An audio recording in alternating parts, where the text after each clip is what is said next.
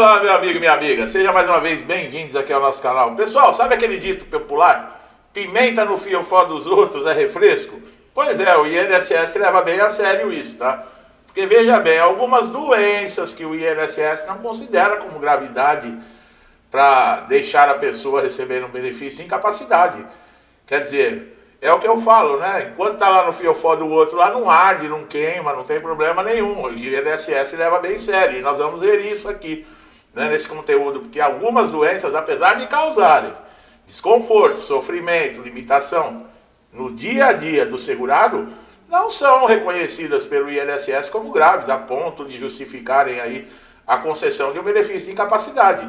Isso não significa que essas enfermidades não possuam ou não possam gerar esse direito, mas que sim, em muitos casos, elas exigem provas robustas de incapacidade laboral para que o segurado tenha sucesso em seu pedido. A análise feita, né, pelo INSS é bastante técnica e se baseia em critérios médicos e legais específicos. Você aí que passou por perícia, a maioria de vocês, foi isso que vocês viram? Critérios técnicos, critérios médicos, legais. Entre as doenças frequentemente subestimadas pelo INSS, olha lá, depressão leve e moderada. Ainda que o transtorno psiquiátrico possa comprometer a produtividade, a concentração, a convivência social, o INSS por vezes entende que o tratamento com medicação, terapia, já é o suficiente para permitir o retorno ao trabalho. Somente quadros considerados graves, com histórico de internações, risco de integridade física do paciente ou de terceiros, costumam ser reconhecidas com maior facilidade, tá? É aquele negócio, né? Sai quebrando tudo, que aí eles reconhecem, né? A hérnia, eu não estou mandando fazer isso, tá? A hérnia de disco também é um exemplo recorrente da doença que nem sempre é considerada incapacidade pelo INSS. Quando o segurado relata fortes dores, dificuldades de locomoção, se o laudo da perícia apontar que ainda há capacidade funcional preservada, o benefício ele é negado. A avaliação se baseia na existência do comprometimento neurológico e na interferência real da doença na capacidade de desempenhar funções profissionais. Enxaqueca crônica, né? Embora extremamente debilitante para quem sofre crises constantes, não costuma ser vista como uma doença grave pela Previdência. A justificativa geralmente é a possibilidade de controle de uso de medicamentos no estilo de vida. Para que um pedido de benefício seja aceito, é necessário demonstrar crises frequentes, intensas, e que realmente impede a manutenção da rotina de trabalho. Quer dizer, doenças autoimunes, como lúpus em fase inicial ou leve, também pode ser minimizado na análise do INSS, mesmo que o paciente apresente sintomas, dores articulares, fadiga intensa, manifestações cutâneas. O INSS pode considerar que esses sintomas não comprometem a atividade laboral, especialmente se não houver comprovação do agravamento ou comprometimento dos órgãos vitais. Casos de fibromialgia. Muita gente me pergunta da fibromialgia. Eu já fiz até vídeo aqui no canal, tá? Basta procurar. É uma síndrome caracterizada por doença crônica generalizada e fadiga. Costumam enfrentar resistência por parte dos peritos do INSS. Embora a condição esteja cada vez mais reconhecida na medicina, o diagnóstico clínico e a ausência de exames laboratoriais que confirmem a doença acabam gerando dúvida nos processos administrativos. A subjetividade dos sintomas leva à exigência de laudos bem detalhados e atualizados. Olha você aí que fica me perguntando com relação à fibromialgia. Eu não faço as leis do INSS não, viu, pessoal? Ao contrário, foi o que eu falei, enquanto está no furúnculo lá dos outros, não dói nada. Então eles agem dessa maneira. Se fosse no deles ou de alguém da família deles, já estaria como benefício, né? A gente sabe como é que é.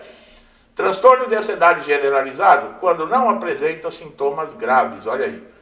É outro exemplo de doença que tende a ser desconsiderada como causa de incapacidade. Ainda que o quadro seja crônico, cause prejuízos à qualidade de vida, o INSS geralmente exige comprovação de que esse transtorno ele compromete diretamente a performance no ambiente de trabalho, o que nem sempre é fácil demonstrar. Doenças osteomusculares, como artroses iniciais, tendinite, mesmo que causem dor, rigidez, limitação, são muitas vezes vistas como condições tratáveis e compatíveis com o trabalho. O segurado que exerce uma função braçal, por exemplo, ele precisa provar que a sua função é incompatível com as limitações impostas pela doença. Caso contrário, vai ter o benefício indeferido por suposta capacidade residual. Síndrome do intestino irritável.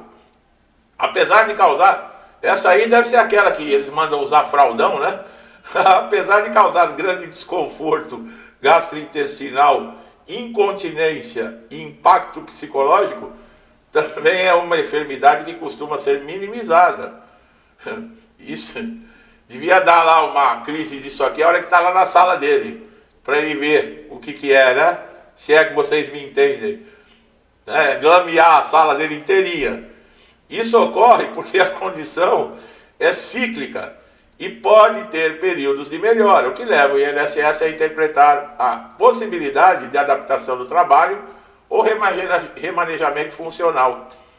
Mesmo doenças cardíacas leves, olha aí, ó, como arritmias controladas, hipertensão estável, podem ser tratadas pelo INSS como condição compatível para o trabalho. O INSS analisa se há risco de agravamento com o exercício da função e, em muitos casos, entende que o controle clínico é o suficiente para manter a capacidade laborativa do segurado. Doenças dermatológicas, como psoríase e vitiligo, ou, em geral, não são reconhecidas como graves, a menos que estejam em estágio avançado e provoquem aí danos psicológicos severos e documentados. Ainda que prejudiquem a autoestima, o convívio social, o INSS tende a considerar que não há relação direta com a incapacidade para o trabalho. Síndrome do pânico, pessoal. A depender da frequência das crises, a resposta ao tratamento pode não ser vista como impeditivo.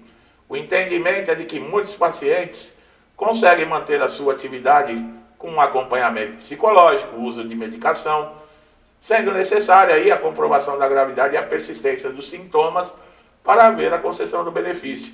Diabetes tipo 2, se estiver controlada, dificilmente será considerada causa de incapacidade, mesmo que exija cuidados diários. O INSS costuma negar o benefício quando não há complicações associadas, como neuropatia, amputação, perda de visão. Apenas nesses casos, o agravamento da condição, a incapacidade sim, aí nesse caso ela pode ser reconhecida. O mesmo ocorre com o hipotiroidismo, pessoal. Olha aí, ó. Eu não sou médico, eu preparo aqui o roteiro e eu acabo aprendendo um pouquinho, porque tem doenças que eu nem... Estágios leves, costuma ser tratado com medicação de uso contínuo e acompanhamento clínico. Para o INSS, essa condição, quando controlada, não impede o exercício da atividade profissional. E é por isso que não dá direito ao afastamento, salvo em casos de agravamento com comprometimento do metabolismo e do estado cognitivo. Em resumo, reconhecimento da incapacidade pelo INSS não depende apenas do diagnóstico da doença, mas principalmente da demonstração de como ela afeta a capacidade para o trabalho. É fundamental apresentar exames atualizados, laudos médicos detalhados. Isso eu não canso de falar, né? Quando possível, relatórios do empregador lá da empresa, demonstrando a dificuldade na adaptação da função. É importante, tá, pessoal? O INSS ressalta que a negativa não significa o fim do caminho, mas o segurado ele pode recorrer lá dentro do INSS, naquela piada que é aquela junta de recursos, tá? O negócio é o seguinte, aí direto para a justiça, tá? Essas avaliações feitas por essa maioria desses peritos do INSS, que não precisa ser médico para fazer o que eles fazem, né? Porque eles não fazem nada. Eles nem olham na cara do segurado. Quer dizer, para que ter diploma de médico? Qualquer um senta lá e faz isso. Bom, meu amigo e minha amiga, vocês viram, né? Não quer dizer que você tem a doença, você vai ter direito ao benefício. É isso que o INSS disse. Tá bom? Por isso tem tanta gente frustrada, preocupada, angustiada, sem renda, por causa dessa interpretação, que não é no fiofó deles, né? Que arde, que dói, que queima. Bom, você que está chegando a primeira vez aqui no canal, seja muito bem-vindo. Aproveite todos os conteúdos, tá, pessoal? Aqui eu trago a realidade, aqui não tem conversinha não, tá? Gostou do trabalho? Se inscreva, ative o sininho de notificação, porque você é beneficiado com isso. E você, meu amigo e minha amiga, que estão sempre aqui me acompanhando, auxiliando, interagindo com o canal, que Deus abençoe sempre a casa, a vida, a família de vocês, com tudo de bom, paz, saúde, abundância, alegria, sabe? Tudo que possa ser de bom, que eu desejo para mim e para minha família, eu lhes desejo em dobro. Deixo um forte abraço e até os próximos vídeos.